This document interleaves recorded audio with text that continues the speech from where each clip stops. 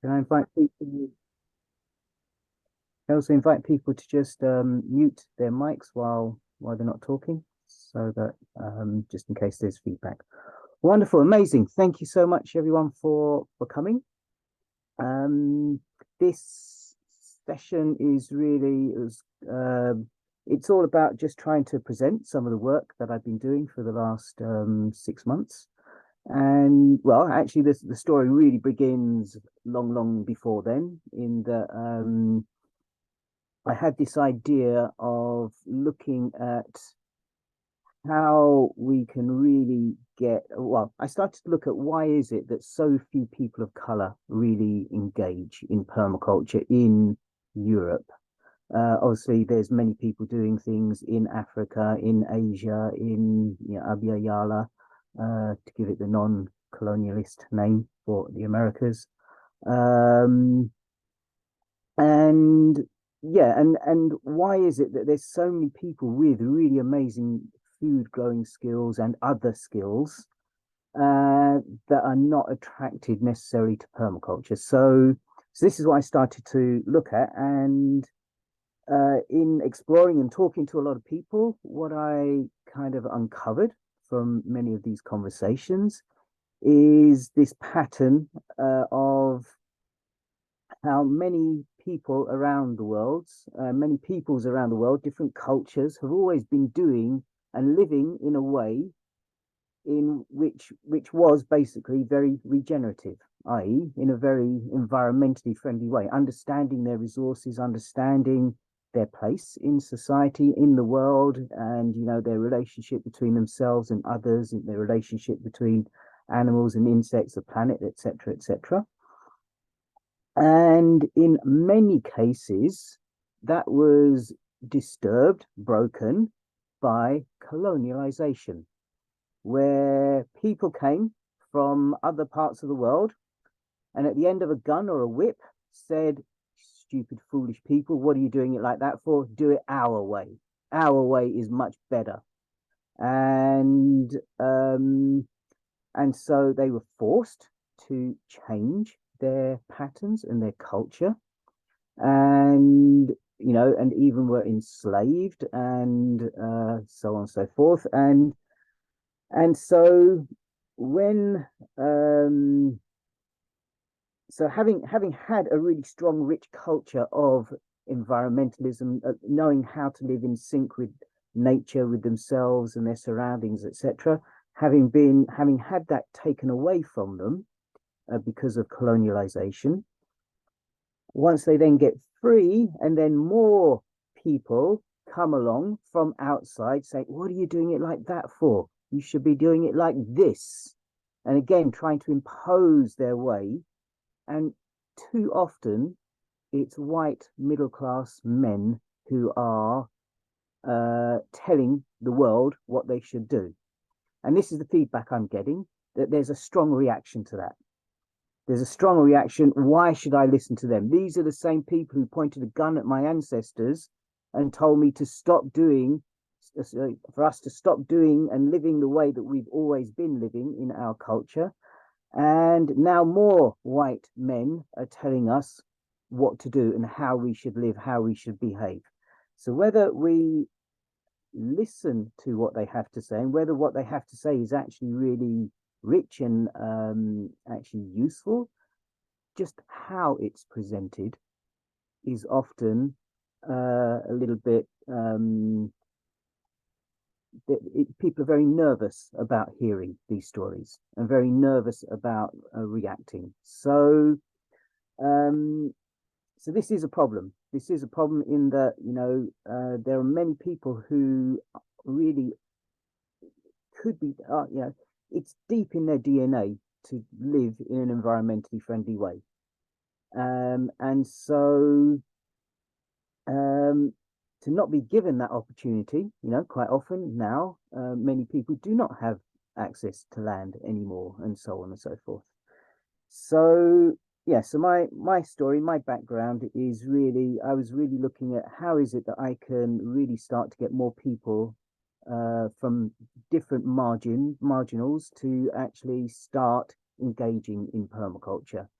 It's, obviously for many, they don't need it because it's been part of their culture for so long and they live that way anyway. So they don't need permaculture. But there are many who are disconnected from their ancestry and from their culture and disconnected, by forcefully and having had their culture replaced. So they know it's in their culture, but it's not something that they can actually that they've never really experienced because they were, because of their forefathers were, as I say, taken away from being able to live that way. So many people have this inside them, knowing it's kind of the right way, but they're nervous about how to actually get involved. They're nervous about just listening to certain types of people telling them what they should do and what they shouldn't do. So,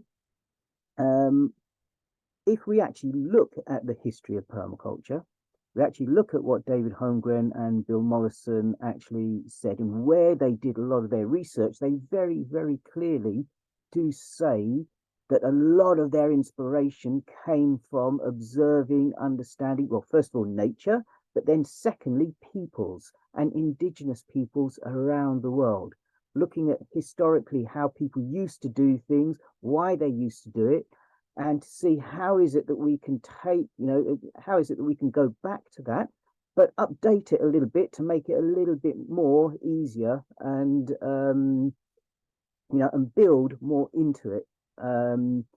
So it's not just about going back to how people used to do it, but a huge amount of the inspiration came from there to see how is it we take that amazing way in which people were always doing things and just update it a little bit, make it even more accessible, make it more vibrant, make it even more interconnected. So that was, so that was very clear that is the story of how permaculture came to be.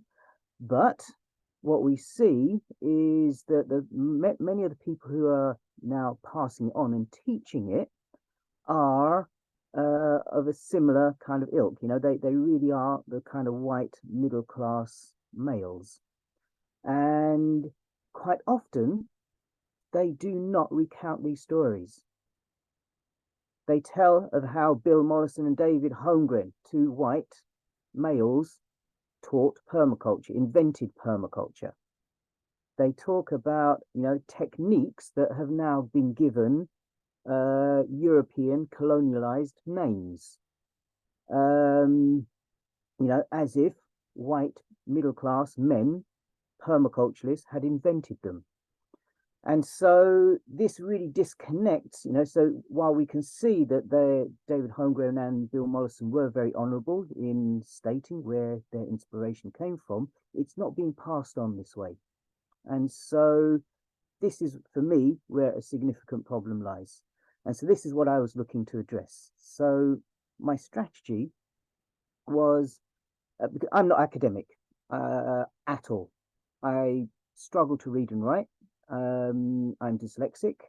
I can understand words, but I can't read a block of text. I just don't understand what it's actually telling me. I can't turn those words, that paragraph, into something that is tangible, that is understandable, unless it is a story. If it's just facts and just information, I can't do anything with that. If they're displayed as a mind map with a million bits of information all interconnected, I will understand that really easily and really well. But a block of text, my background is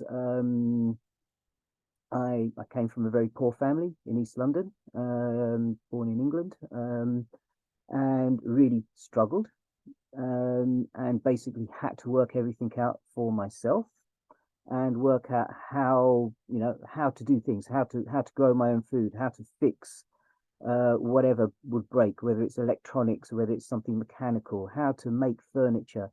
I just always was practical out of necessity. And so when it came to getting into permaculture was just common sense for me.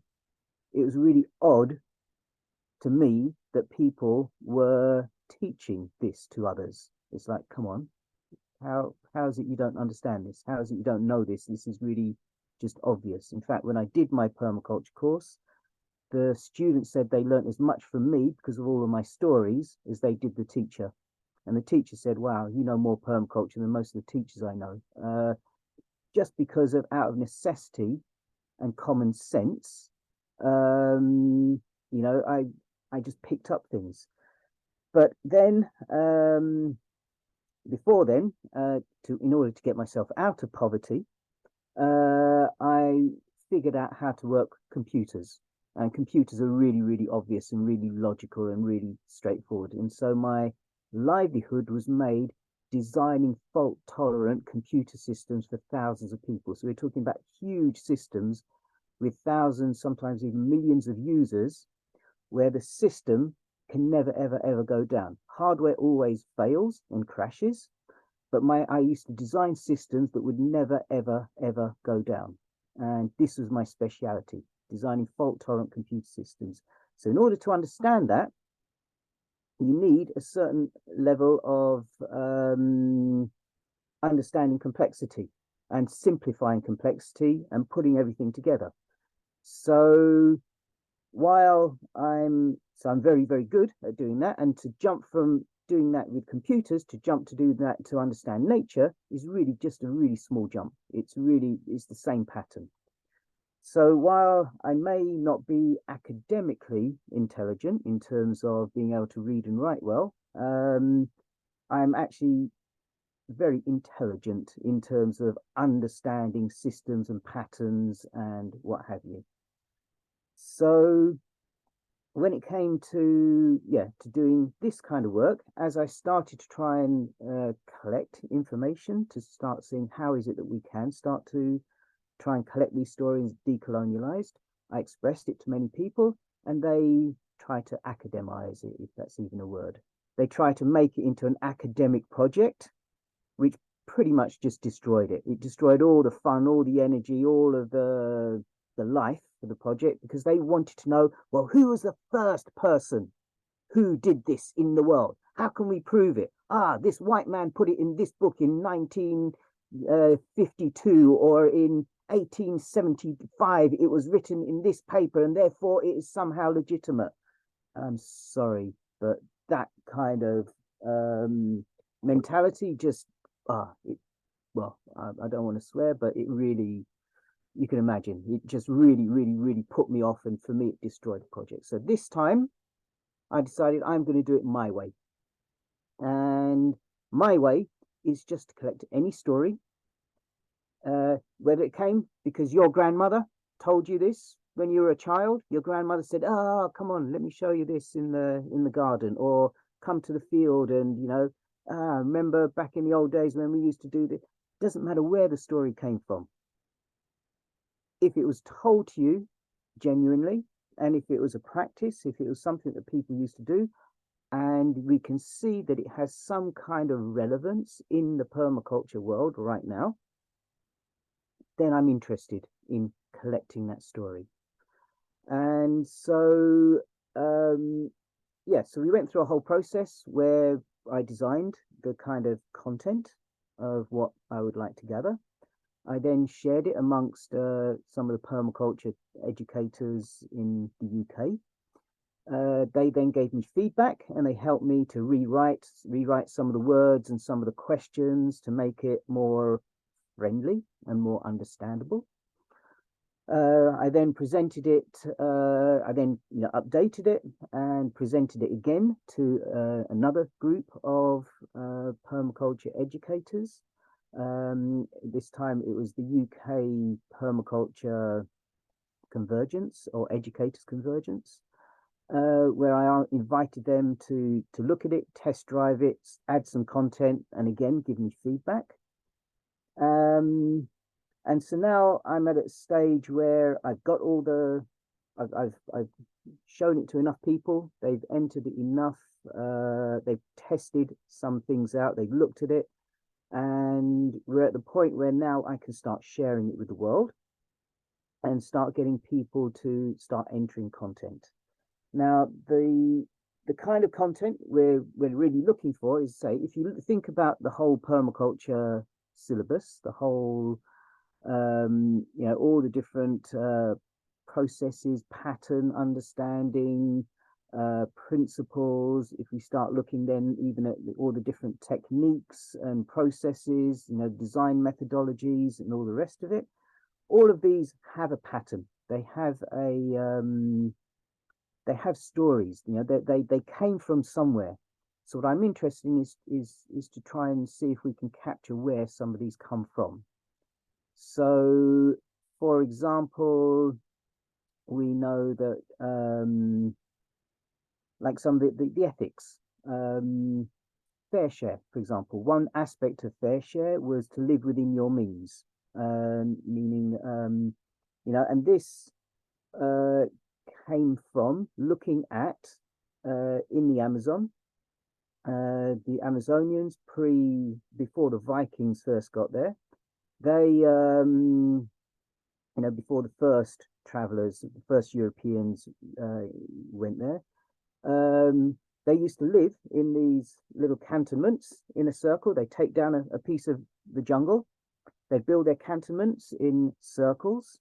They chop down a section of forest behind them, which they would start cultivating things in. Next year, they chop down another section of forest, or jungle, I should say, and grow what they grew in the first place. In the first space, they then started growing in the second year's space. And what in the first year's place, they would do something a little bit different. And this would keep repeating until, so they would go from annuals to perennials to different things. So by the time they came all the way back around to the first place again, that was full jungle again. It was a fully mature jungle. So this could continue ad infinitum.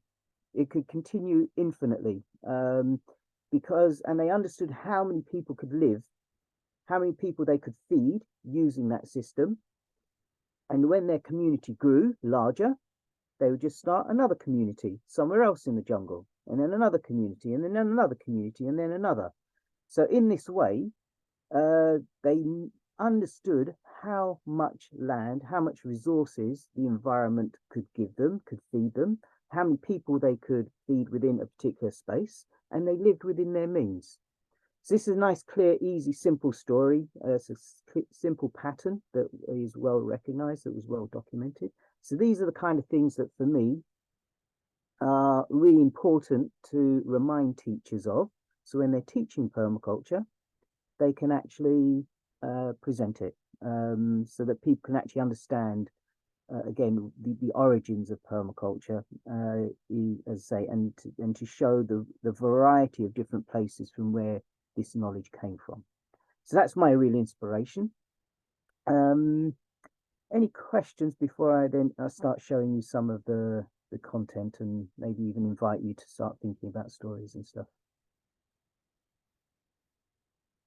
Any comments or any questions? Is that very clear?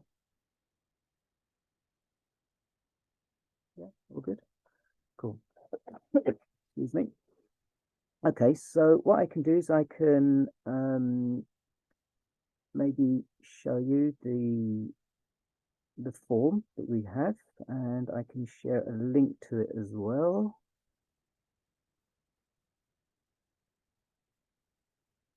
I'm just going to put this in the chat.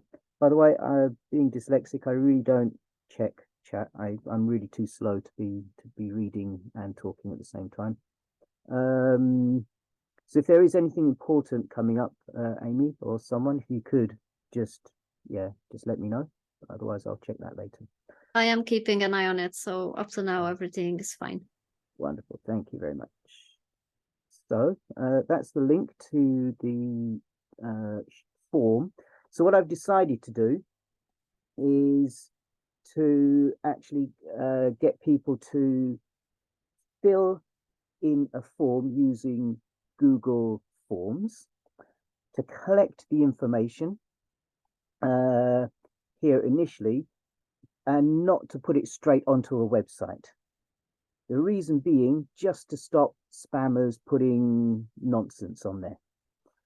So once someone has entered something, there'll be a small team of us, and this is also an invitation if anyone would like to join that team. We need more people. So it will be sent to a group of us. We will read through it, and if we look at it and think, yeah, this is legitimate, then we have a really quick, simple process to move it over to the final place and publish it. And when we're talking about verification, we're not talking about looking at the content and saying, can we academically say that, yes, this content is accurate and it's correct? Yes, your grandmother did say this. I can prove that. We're not talking about that kind of verification. We're just making sure it isn't some, 10-year-old putting all kinds of swear words and, just putting junk into it and thinking that's funny, which unfortunately many people do still. So it's just about really just checking, is this really a genuine article, a genuine story that someone is sharing with us?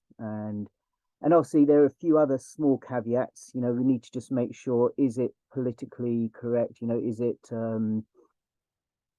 if there's anything offensive in there, anything that is, that doesn't, meet our kind of standards for inclusion and diversity, anything that's homophobic, anything that is racist, anything that is, that could really deeply offend people. So with the exception of that, that's the only thing, as long as the story is genuine, we approve it.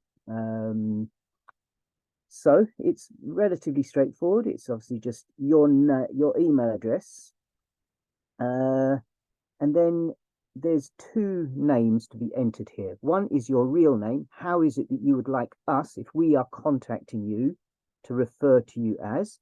And the other one is, how would you like your name presented in the final data, in the final, in whatever form we finally present it in. So in other words, you may want to give us your full name, but you do not want that published. Maybe you even just want your no name published at all. Maybe you just want it to be anonymous. That is totally fine. So the first name is for our records, and the second one is how you would like it displayed on the website. Then you can look at categories, so where does it fit in? Is it part of design? Is it one of the themes, built environment, etc., etc.? So where does it fit in to the kind of permaculture, in the permaculture syllabus kind of thing? The title of your story, where it originates from, and this is fairly loose. It could be a region, it could be a culture, it could be, it's fairly loose. But where, where did this come from? And if it's useful, where did you hear this story? Did you see it in a book? Did you watch it in a film? Was it your grandfather who told you this? Was it, is it a family story that's being passed down? What's the origin? And, that's useful for us to know. Then there's a section to share the actual story. Then if you've got any images that you would like to share, then you can actually add, there's a few ways you can share it with us. You can either just write in here, and then we can, if you can't share it on here directly, if it's not already on a website, then you can just say, hey, I have an image, I would like to email it to you or something, and we will arrange for how to do that. While it's maybe not clear here, what we can also do is we can also now take audio recordings or video recordings as well. So you can also share that using this section, the image. So maybe I can update that to also include, if you have a video or an audio that you want to share, just let us know. Because obviously for some people it's much easier to orate things rather than to write it down, and that's totally fine. And that's it really. Just any any comments or feedback that you'd like to give us, and a little thank you. So that's where that's how to enter. So it's relatively straightforward. There's not too much. Where it then ends up is into a spreadsheet, and this is actually a public view spreadsheet.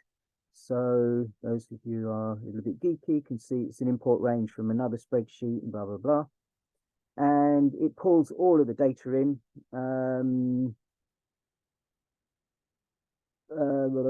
But this is mostly going to be used for us internally. And, and here we can kind of read it. Yeah, maybe it's not working. Yeah, here we can read it a little bit easier than on the list view. But the actual real, I don't know how can I find this, given that Zoom has occupied this space. There you go. But this is the actual, for the time being, this is the actual presentation of how people will see it. This is what we'll really show to the public. So again, it's a list of things, and at the moment we only have 2 stories. Now, I've presented this 5 or 6 times now. I presented it as, say, to about maybe I think something like 40 odd permaculture teachers, and then again to some permaculture convergence, and then to various students. So I presented, several times I presented to different students. So I've shown it to about, I think around about 120 people. Many people get very excited and say, wow, this is amazing, this is great, yeah, I would love to help, and whoa, and get very excited. Yeah, I'll definitely do it, definitely do it, definitely do it. And so far I've had 2. I can't hide that I am a little bit disappointed that only 2 people have responded. So here are the 2 that were presented. And what you can do is you can kind of click on it, and it opens it up and just makes it a little bit more readable. So yeah, until I get more data, I'm not really going to do much more work in terms of how to present it. To be honest, this was a piece of technology that someone else suggested I use, so I had to quickly learn how to do it and upload it. I didn't get any help from anyone, so I haven't had time to look at how to beautify it, how to make it more pretty and stuff, and how to format it in different ways. But this is what we've got so far. And as I say, once I've got a lot more data and I can actually start playing around with the content, then I can look at different ways in which I can present it again. So that's kind of where I'm at. Again, any questions or any feedback or any comments?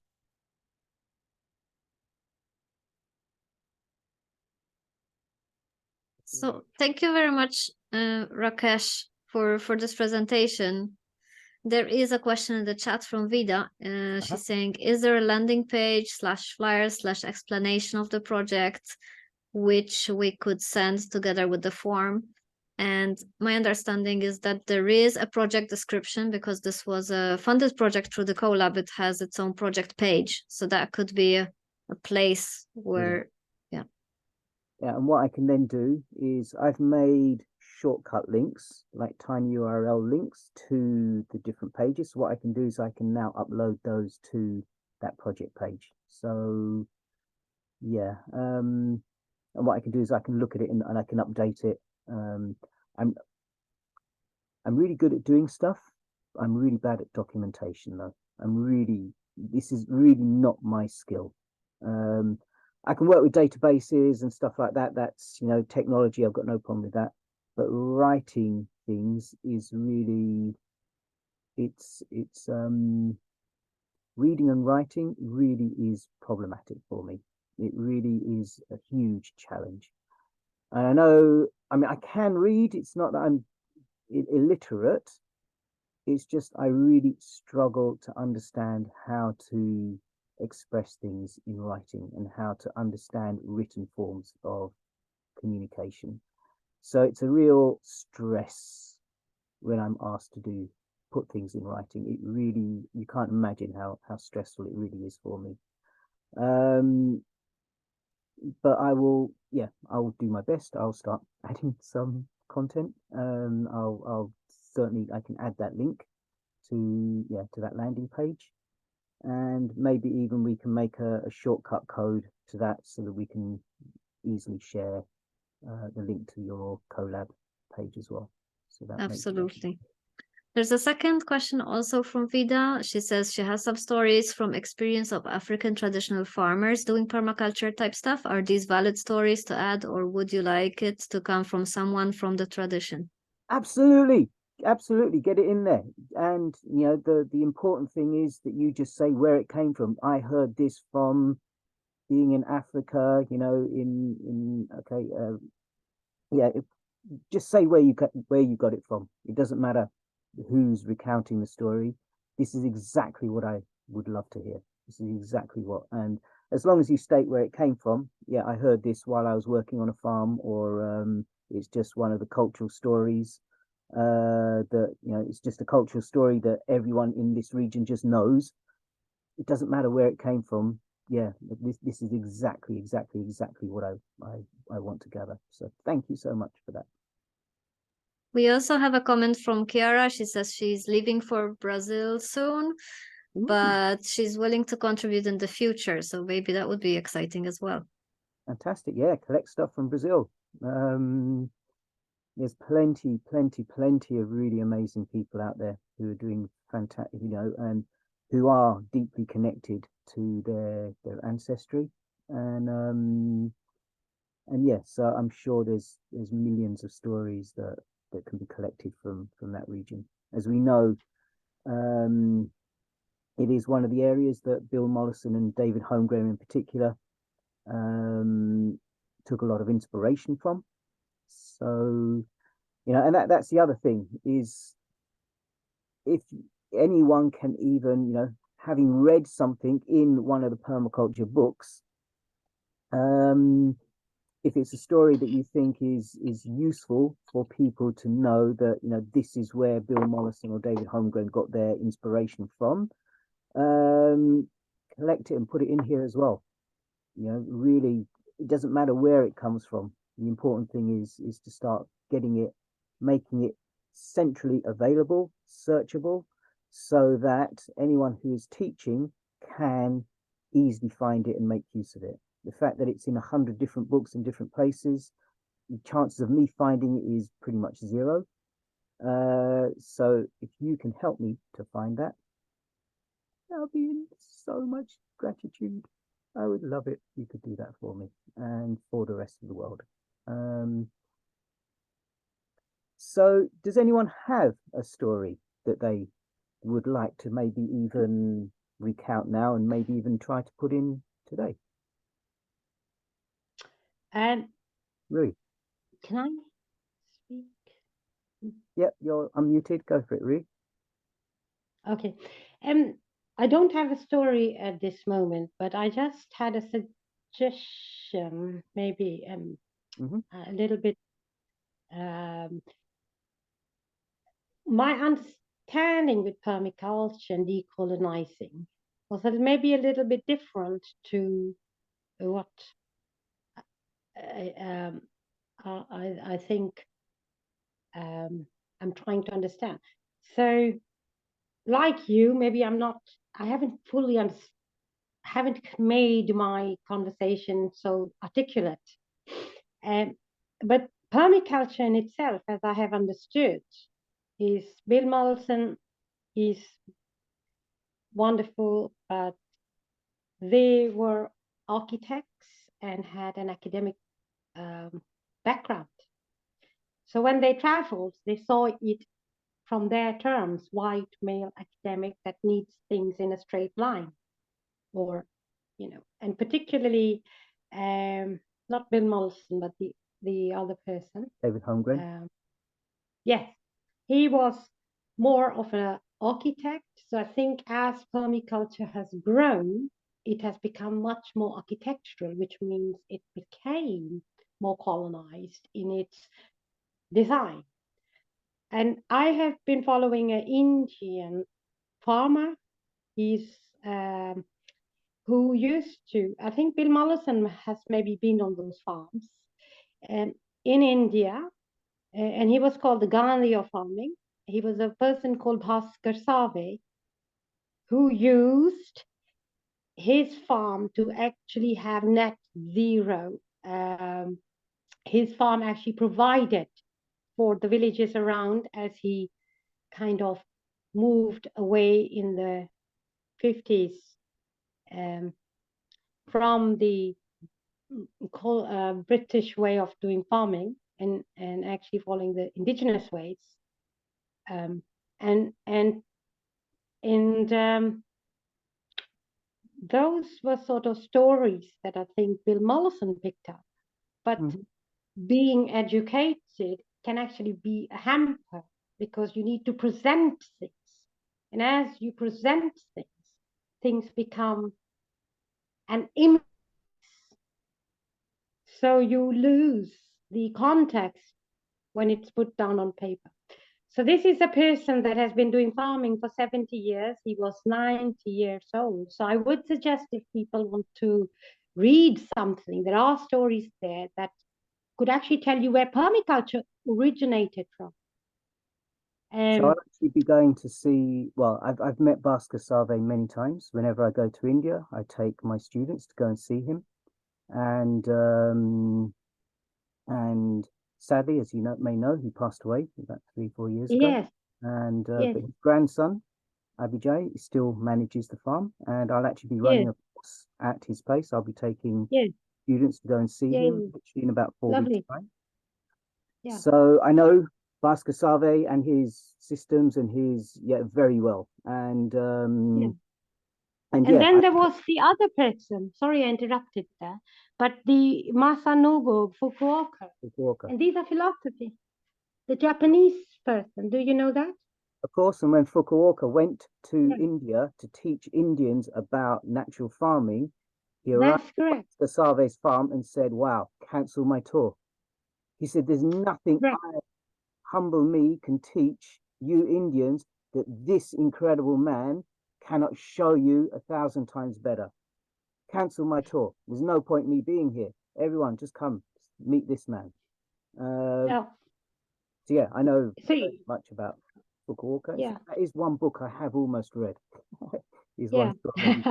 But I wanted to just say, in terms of stories, the thing is in terms of how even in India, permaculture has become very big, and Japan, even though we have the traditional culture.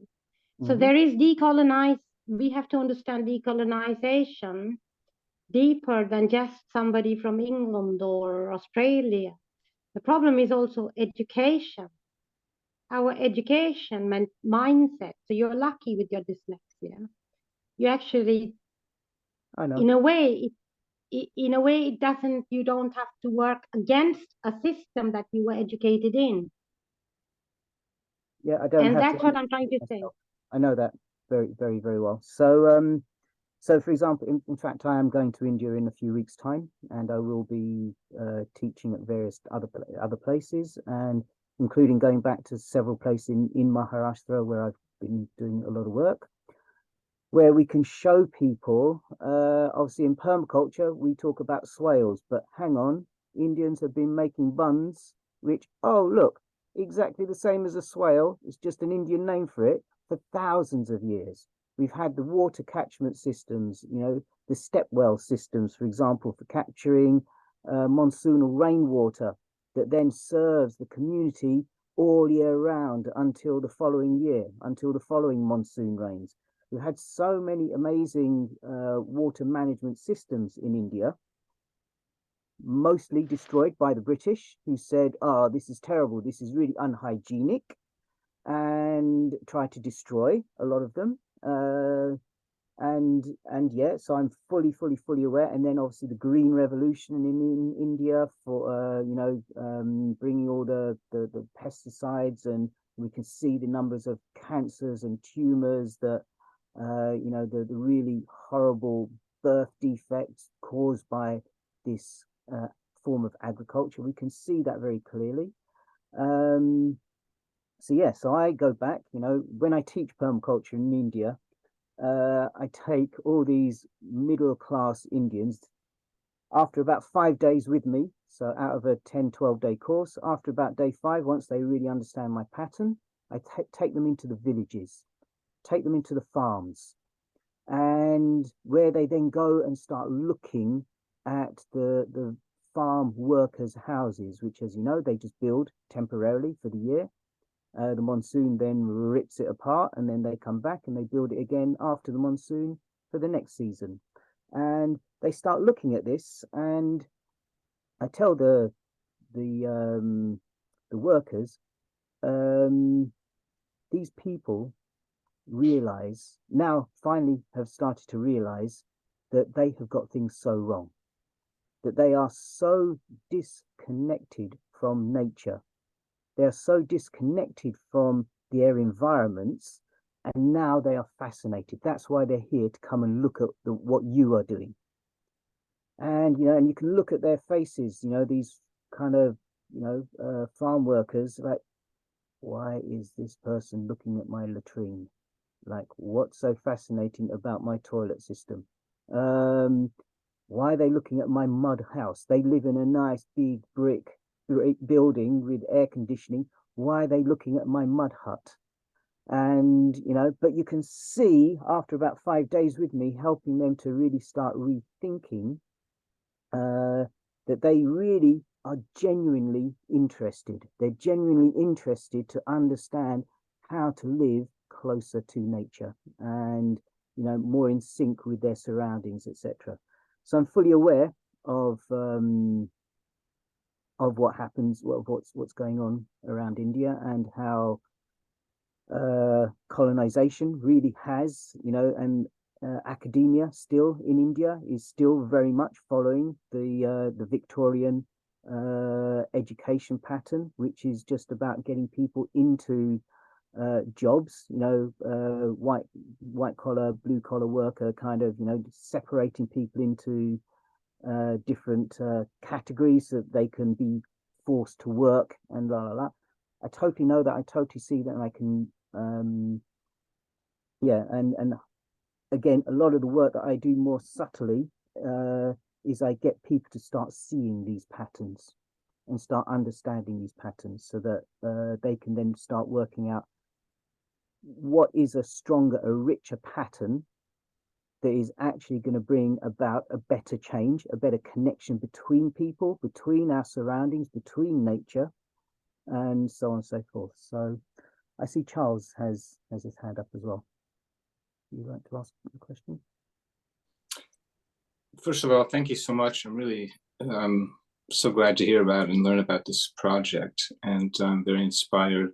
I guess my question is particularly around licensing, and I'm not sure if you mentioned something maybe in passing, I didn't catch it. So I'm imagining something like Creative Commons with attribution, no commercial use. I mean, is there something in the or what's going to be, you know, what are you thinking in this direction in terms of explicit labeling? I guess some of it probably is public domain as well. So no, just want to bring it in. Thank you very much for asking that, because everything I do is Creative Commons, and I put a Creative Commons on everything. I never even thought about putting some kind of attribution onto this, meaning it's just my default how I work. But yeah, you're right. I really should actually make sure that is clearly put onto the content. Well, just to say, I mean, there are 6 different Creative Commons licenses, right? So one of them does include attribution. I mean, you know, CC0 is public domain. Maybe that's what you're thinking, refers to Creative Commons, but there's others, and it's worth knowing about. I'm glad to share. I'm not an expert, but yeah, I would love to get to know more and see what you think would be appropriate. But as far as I'm concerned, whatever content is there should be publicly available and usable by anyone and everyone. You know, for me, a good story, a good information, you know, I mean, we have this saying that you copyright your failures and you open source your successes, you know, just really anything that you're doing that's good in the world that brings about positivity, just share it, make sure as many people can use it as possible. And all the stuff that maybe, you know, you realize, that wasn't so smart. Yeah, restrict people. Yeah, copyright those things. Stop people from copying that kind of. The details do matter, and there's a lot in between. I mean, what you just said sounds and feels great, and it's not very precise with regard to what are the options. So just to mention one thing very briefly, which I'm still learning about myself, but public domain, in other words, CC0 in Creative Commons may not be ideal, and it may actually open up. It does actually technically allow anyone to commercialize, and so actually to lock it open is sort of my best guess as to the best option, and that means to keep it with a non-commercial if that's the intention, and so on. So just it's worth having a look on the Creative Commons choices. So Amy, you were trying to get in there. Because this project was funded through community money, there is an obligation to have it under a CC by SA license. So that's the one you should be putting on your forms and so on. I can also send you a link to it if you like. So that's share alike. So that would be yes. Preventing commercialization, I guess. I'm guessing, but I don't know. I don't think this is the one we're using, so that it allows people to use, if they want to use it, they have to share it alike. It doesn't stop you using commercially. I think that's okay. If someone wants to write have a session that's maybe where you collect donations or where you're using it for commercial benefit or whatever, that's fine. But the share alike is important because you're attributing and you're keeping that link to that original material and not diluting it. Brilliant. Thank you. Wonderful. Amazing. Any other questions, or does anyone have a story that they would love to add to this?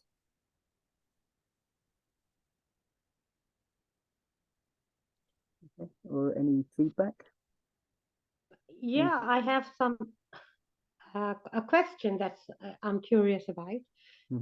If you were following Pascal Sarve's natural farming, I'm curious why you don't use natural farming as a way to do your vocation instead of using permaculture. Because permaculture transcends many things. It's not just about farming, and so I can, you know, so for example, in my community forest gardens that I make around the world, yes, we're looking at food sovereignty, but there is so many other things that we can build into it, you know, so we can build community, we can build, you know, you look at one of the projects right next to me, we have about 200 different people using our forest garden every week. And this is from children who, you know, many children in the UK, they are not allowed to go to parks. They're not allowed. In fact, many people of color, I think something like there was a statistic that only 4% of people of color ever have been to a forest in the UK because they don't feel welcome there. They don't feel like it's a place for them. So there's all these children who are too scared to go to a park. Now, all of a sudden, they're coming to our park, and I had the headmasters coming to me and say, you cannot even begin to understand what this does for the kids. I can see them grow. I can see them change. Just half an hour in your park, just touching soil, running up and down wood chip piles, just being free in that. I can see them grow when they come back. So we have children, we have people with different abilities, we have you know, we have Muslims and Jews and Christians all talking to each other, Rastafarians and, you know, different people from different parts of Africa and Chinese, and so many people from so many different parts of the world, all talking to each other, eating together, all just sharing stories. And, you know, so yes, we deal with carbon sequestration. We're, you know, trapping greenhouse gases. We're reducing, you know, we're cooling the air. We're cleaning the air. We're doing so many other things, producing food. But actually, the social side of what we're doing is irreplaceable. You know, so we're dealing with many of the world's problems from from an environmental perspective, but we're also solving many of the social problems all in one go. And with Bhaskar Save's farm, you can't do that. Bhaskar, you know, when I take students there to see him, they often say, "Oh, great, can we come and volunteer?" I think I've even got this on video somewhere. And so, well, yeah, you can come, but there's nothing actually to do here. There's no actual work, because all of his stuff is perennial. I mean, it's a really fantastic, I absolutely love his system. And, you know, I was there, I think, on his 91st birthday party. You know, so I've met him several times, and I love this man and what he has done and how he teaches and how he presents it to people. You know, and then the other question people, well, okay, so basically there's what he can do, because he's massively reduced. You know, what he teaches people is, he asks them, first of all, for every 100 rupees you've sold your produce for, how much did you spend? And it turns out to be between 80 and 90. So 80-90%, so 10 to 20% maximum profit margin. He then explains how by making things perennial, he reduces this, you don't need that, you don't need this, you don't need pesticides, you don't need seeds, you don't need that, you don't need that, 5 rupees. He's got his production down. For every 100 rupees he sells his produce for, he spent 5 rupees. Now what he can do is he can pay his workers so much better than anyone else. He can, the amount of work they're doing is negligible. It's mostly just harvesting. And he can teach people. But in terms of work, in terms of social people, there's about 5-6 people who live there who do most of the work on such a huge space, because of how he said. So there isn't that community. There are so many other things that permaculture can bring that his amazing food growing system doesn't particularly facilitate. So it's a technique. It's a fantastic technique that works really well, especially in India. You know, I mean, the other thing that that really, I remember one person asking, how often do you water your systems? Because he's got a really impressive watering system. And he says, yeah, you know, this is in India, you know, 40 to 50 degrees centigrade sometimes, you know, and no rain for, you know, between, I don't know, 8 to 10 months sometimes. He says, yeah, I water it maybe 3, sometimes 4 times a year. He's watering his systems 4 times a year in a country where it's 40 to 50 degrees centigrade. It is so impressive. But as I say, but it's just one small technique that works there. If I try and take that and try and do that in Finland, it's not going to work. If I take that technique and try doing up in the Himalayas, it's not going to work. So it's a technique. It's fantastic in the right place, but permaculture gives me so much more to, because it is a design philosophy. So it's a way of understanding the environment. It's a way of understanding nature. It's a way of understanding people and looking at the patterns that bring about richness and collaboration and connection and beneficial relationships to all, to animals, plants, earth, air, water, human beings, and everything. So permaculture has inherently in it a lot more than any one technique. whether it's biodynamics, again, another fantastic system, whether it's organic gardening, whether it's, Bhaskar Save's natural farming, whether it's Korean natural farming, these are great techniques in the right place. But permaculture for me allows me to connect all of the best that comes from all of those and find a way that interconnects that with, as I say, a huge amount more, especially, when we can start stacking in the human benefits and the human social side as well. Yeah. So, I have a curious observation here, because I think India has a 10,000-year history of farming. And I think permaculture is a very new way. Bhaskar, we need food. He was a farmer that produced food. And forest farming is also part of traditional farming, because originally the forest can only be supplied by the food if they have the right trees, because trees are part of the farming. They produce water. They actually create systems for Bhaskar Save's farm to not need irrigation. Permaculture does not provide natural irrigations. You have to create irrigation systems which actually cost and use a lot more material. Ecologically and environmentally, it's far more costlier because it's a design product. It is economical. And biodynamics too is a very new system, and organic farming.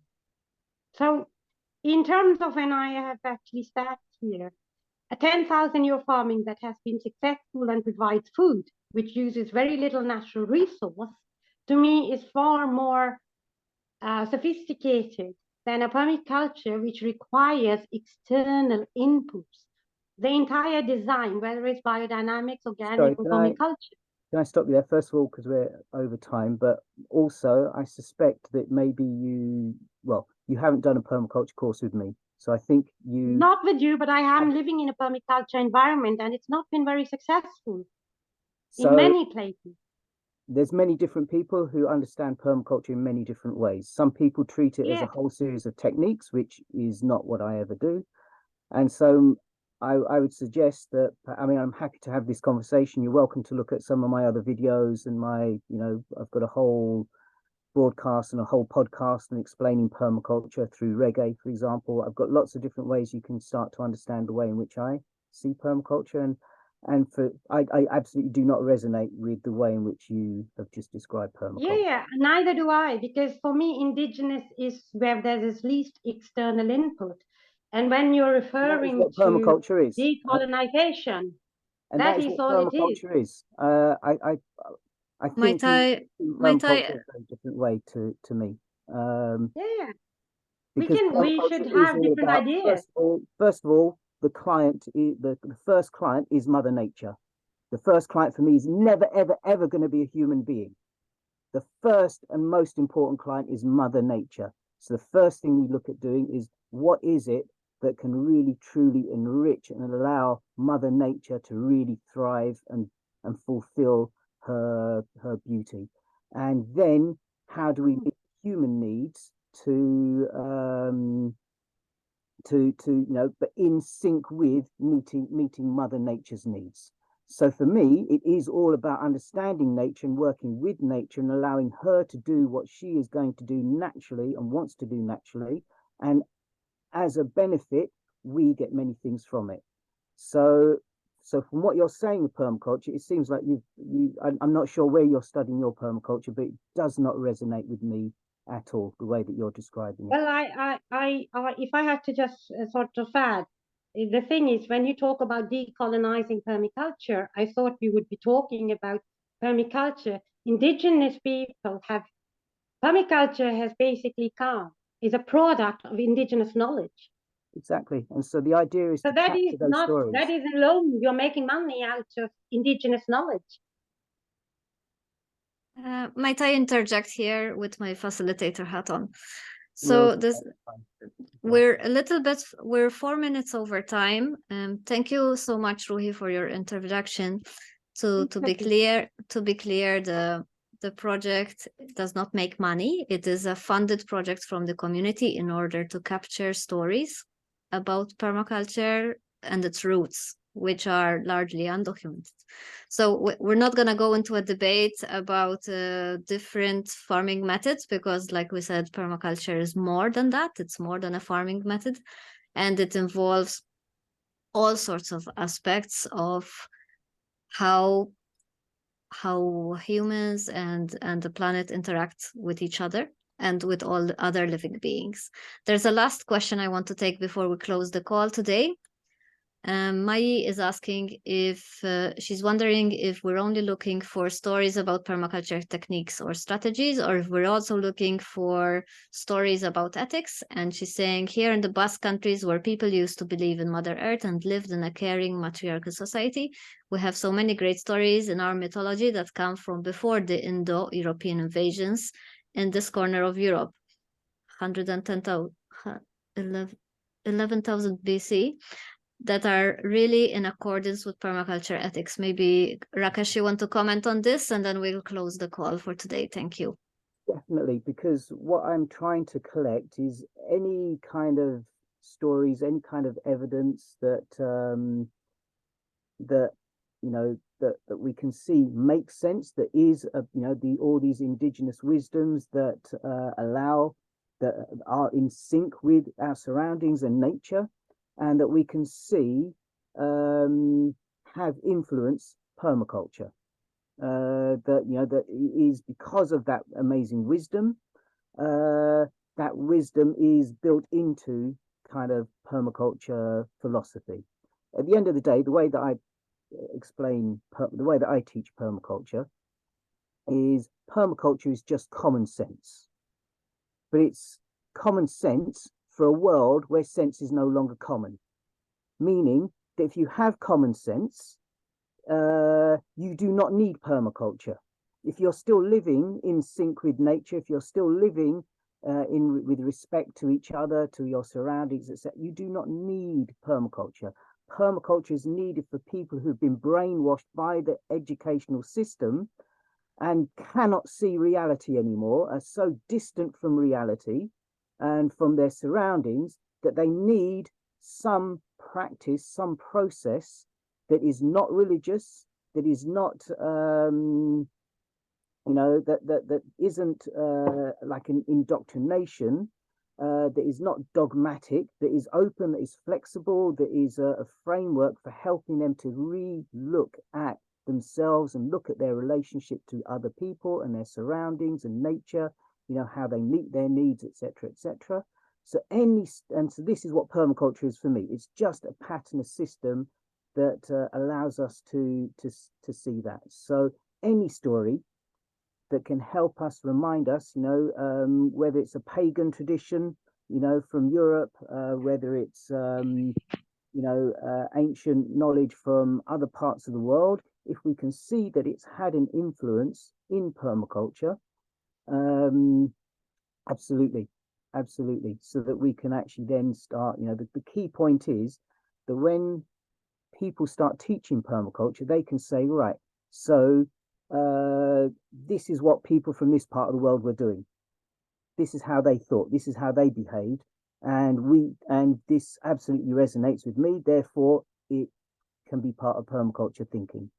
And as I say, for people who already think that way, they don't need permaculture. If you're living on a farm in a really beautiful environment, Basque Save doesn't need permaculture because he understands it. There are millions of people around the world who just live in nature. The Rastafarians living up in the hills in Jamaica, they don't need permaculture. They don't need it because they understand, they see, they are already connected.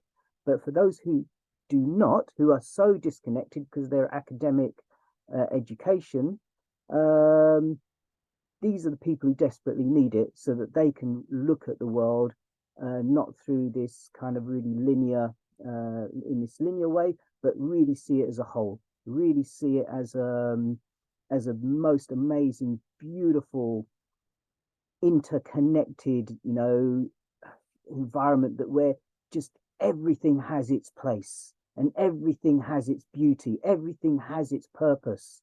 And how do we allow everything to thrive? And So whatever story it is that can help us to see that, that's what I'm interested in collecting.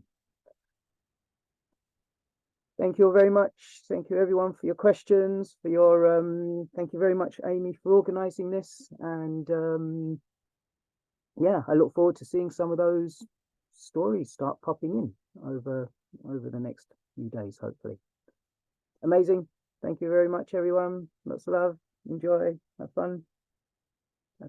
Thank you all. Bye bye.